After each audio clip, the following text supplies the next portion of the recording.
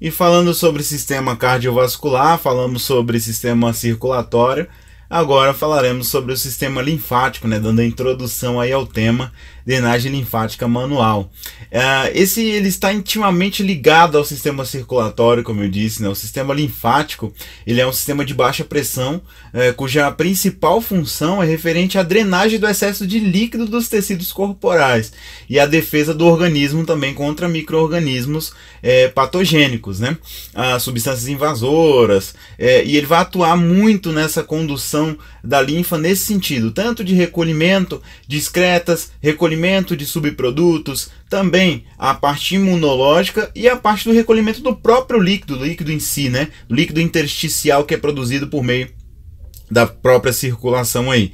É formado por uma extensa rede de vasos, né, que se dividem entre capilares, pré-coletores, coletores, ducto, tronco. Tem os linfonodos também, né, que fazem parte de todo o sistema linfático. E dividindo aí o sistema linfático, a gente começa falando de linfa, que é o líquido, né, semelhante ao plasma sanguíneo.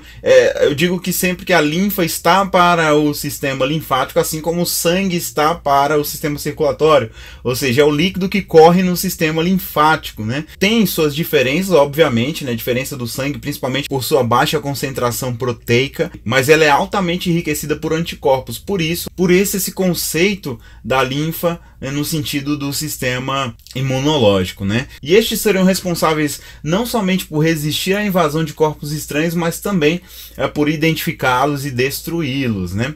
A inicialização do sistema linfático ela se dá nos capilares linfáticos, ou seja, os capilares iniciais, ou os linfáticos iniciais, como queiram chamar.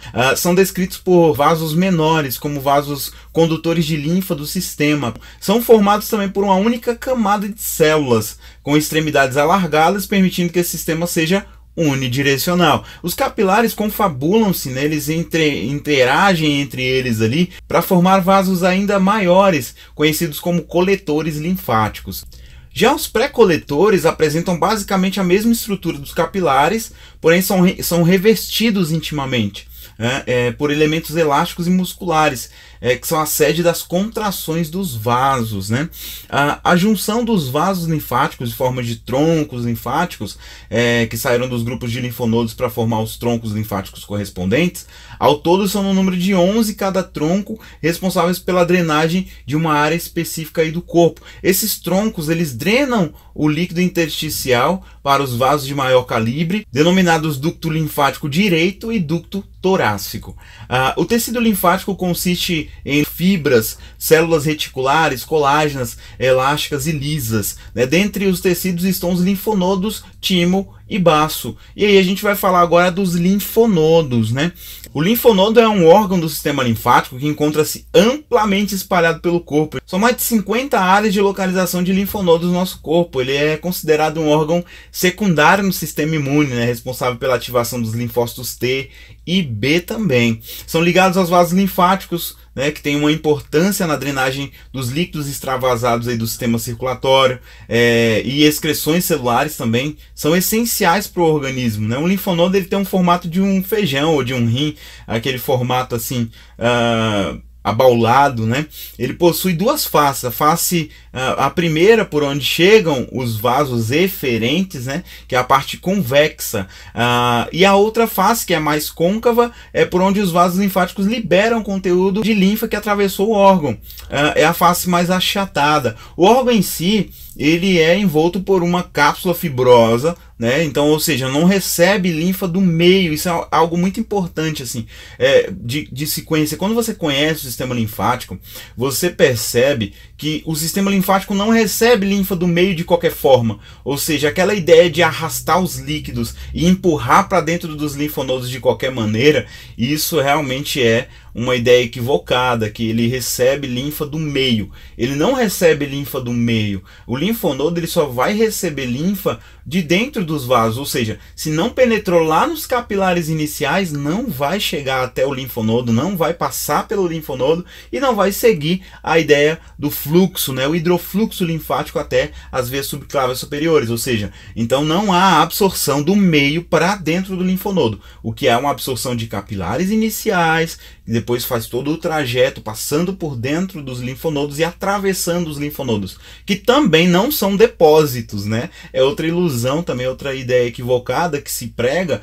Na verdade não, eles são filtros por onde essa linfa vai passar e não vai ficar, certo? É um órgão, o órgão em si, ele é envolto por essa cápsula fibrosa, então tecido conjuntivo e estruturalmente dividido em medula, né, região interna, a face mais achatada, e o córtex, que é essa região externa, a face mais convexa, né? Histologicamente, essas duas regiões são muito bem definidas. Uma região tem a proliferação de linfócitos B, na chamada região cortical, né, também conhecida aí como o centro germinativo, e uma região paracortical, onde encontra-se os linfócitos T. Entre a cápsula e o tecido linfóide existe uma região chamada seio subcapsular. Na região cortical, facilmente nota-se os nódulos, né? Vocês podem perceber aqui na imagem, dá para se notar esses nódulos em regiões de proliferação de linfócitos B, enquanto na região paracortical, que é pouco definido o limite com a região cortical, mas o limite inferior, onde inicia-se a região medular, é claramente diferenciado, né?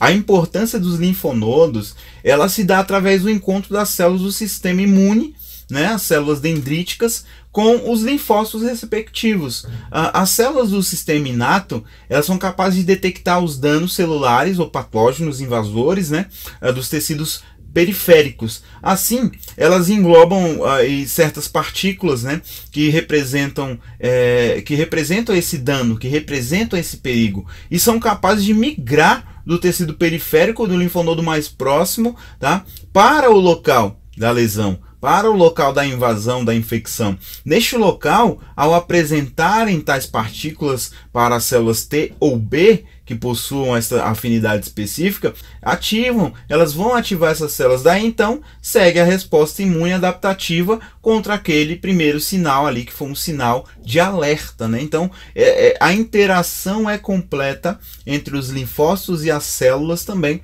para que haja esse elemento de defesa, né? Apesar de nem todo aumento de linfonodo significar alguma anormalidade, às vezes ele só aumenta mesmo de tamanho, e principalmente se não for algo muito significativo, muito exagerado, né? É possível que os linfonodos se tornem bastante aumentados em decorrência de uma infecção. É aquela hora que a gente chama de íngua, né? A crença popular chama de íngua. Eu tô com uma íngua aqui na virilha, ou eu tô com uma íngua aqui no pescoço, na axila. Na verdade, é o linfonodo que aumentou de tamanho, tendo em vista que eles trazem para si, tendo em vista que passam por eles micro-organismos patógenos, não patógenos, e às vezes esses micro-organismos patógenos podem gerar uma infecção no próprio linfonodo, né? Por isso a percepção desse inchaço dos linfonodos é um importante sinal para certos diagnósticos, né? Você percebe que quando o médico te recebe para fazer avaliações, ele vai fazer ali uma palpação desses linfonodos para perceber infecção e questões relativas a essa mudança de tamanho dos próprios linfonodos, né? Então os inchaços desses linfonodos podem significar e podem indicar que essas células estão se proliferando muito, né? Isso pode acontecer devido à grande ativação dessas respostas imunes, né? Que são naturais, né? Em decorrência, são adaptativas em decorrência aí de uma infecção que não se resolve ainda por decorrência de uma doença autoimune ou algo do tipo, né? Quando as partículas do próprio organismo são ativadoras de células imunes adaptativas. Aí eu tenho um problema, porque as próprias células elas ficam ativando o sistema imune e aí vira um ciclo vicioso, né? Também é possível que esse inchaço aí ele se dê em decorrência de tumor, tá? Tumor nas células imunes, enfim, todos os casos é importante que seja avaliado por um médico, né, para que possa observar essa característica aí, porque os linfonodos eles são agentes de defesa, são órgãos que estão trabalhando juntamente com os outros agentes de defesa aí no sistema imunológico, né? Os macrófagos nos linfonodos, tá? Em essência, nenhuma partícula de substância que penetre nos tecidos, como bactérias, por exemplo, ela pode ser absorvida diretamente nas membranas capilares para o sangue. isso não seria interessante, né? Porque poderia gerar uma infecção sistêmica ou um colapso aí no sistema circulatório. Ao invés disso, essas partículas não são destruídas localmente nos tecidos. Elas entram na linfa, que as drenam para dentro dos linfonodos, ou seja, o sistema linfático é captador desses indivíduos, né? E aí enviam para o sistema linfático passando pelos linfonodos. Então os linfonodos recebem esses indivíduos, né? Internamente aí. E aí ela passa pelo linfonodo, né, através da cápsula do linfonodo, pelos vasos linfáticos aferentes, seguindo aí pelos seios medulares do linfonodo e por fim saindo pelo hilo, né, pelos linfáticos eferentes, que eventualmente se escoam para o sangue venoso, ou seja, depois de ter passado por todo o processo, né, de purificação, digamos assim, de filtragem, aí vai seguir pelo hilo, né, pelos linfáticos eferentes, e aí vai cair no sistema circulatório novamente, porém não arterial, obviamente, no sangue venoso, né? O grande número de macrófagos revestem os seios dos linfonodos, e se muitas partículas penetram no seio pela linfa, os macrófagos fagocitam essas partículas e impedem a sua disseminação por todo o corpo. Essa é a ideia, é que os macrófagos façam a sua ideia, os macrófagos, macrofagos, né? Grandes fagos comedores, grandes comedores de células, vão digerir esses indivíduos patógenos e vão promover então uma proteção ao sistema imunológico. Espero que vocês tenham gostado. Avalie positivamente a nossa aula. Dessa forma, você fortalece a nossa marca, que agora também é sua.